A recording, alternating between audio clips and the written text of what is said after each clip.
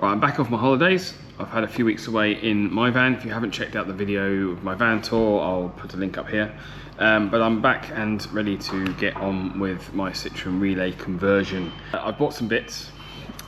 In my box here, we have some 7-core trailer wiring cable. And I've gone for 16.5 amp, and I'll explain why in a bit. We've also got a really fancy fuse box. The same one I've got in my van. I actually really like it. It's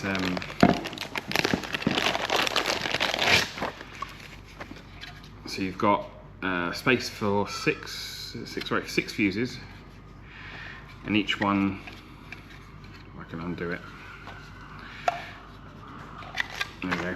Each one has its own power and ground, and it's basically like a buzz bar, and which I really like. They've also got their own main feed and ground from the battery, and some really cool stickers, so everything can be labelled.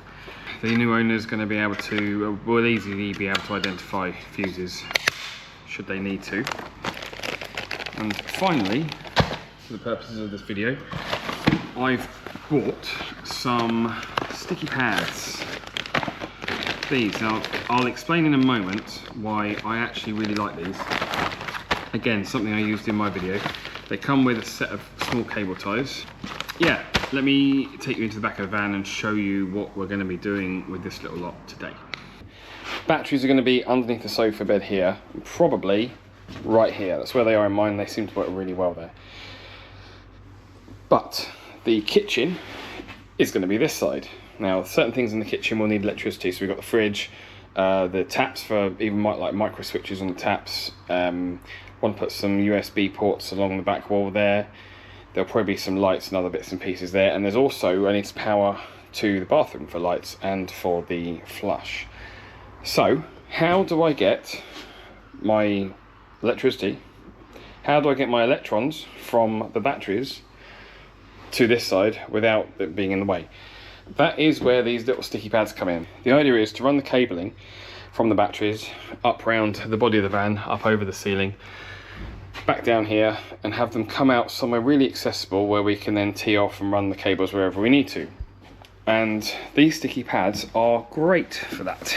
Basically, they stick onto the body of the van, and the cable ties, if you can see, hold up to the light there, you can see there's 4 holes on each side.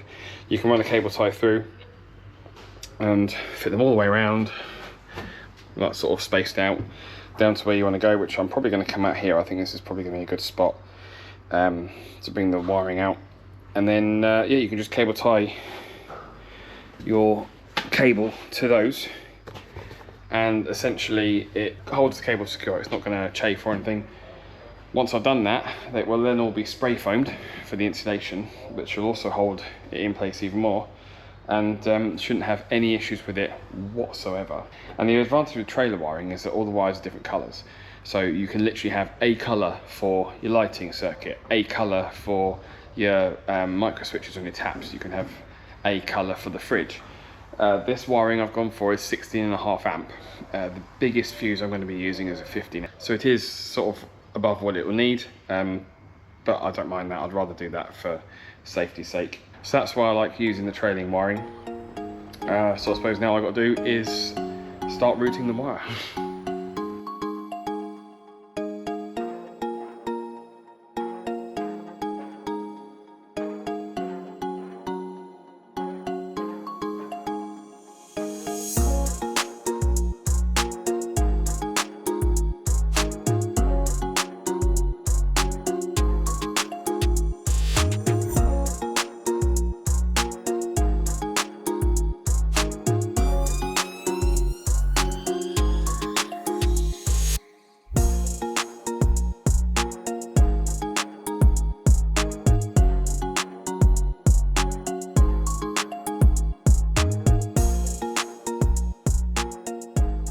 Okay, so as you can see, we're routed. We've got this weird kind of step thing going along.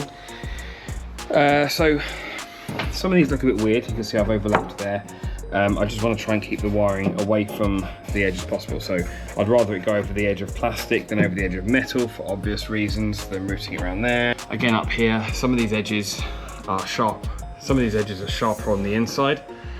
So again, I've stuck it just behind there, and there's another one there.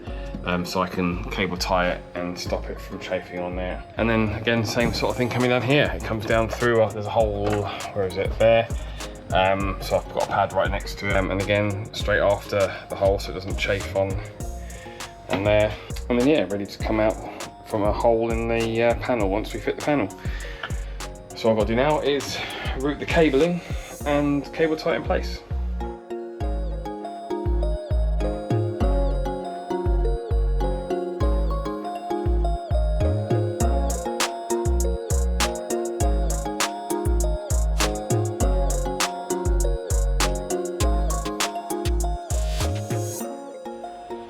Right, we have 10 meters, and I didn't think I was going to have to use all 10 meters, but 10 meters of cable is now routed all around my van. That is a job well done. I can't put anything else in yet in terms of the battery or the fuse box until the walls are in. We are pretty much now at the point of insulating the walls. Nothing else I think is going in now. I will go back to the plans just to double check. But it'd be good to get the spray foam in.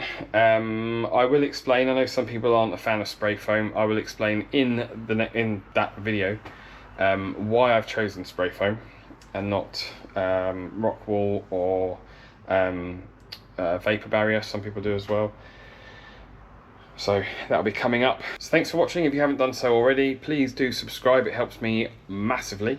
Like the video if you got this far, and I will see you on the next one.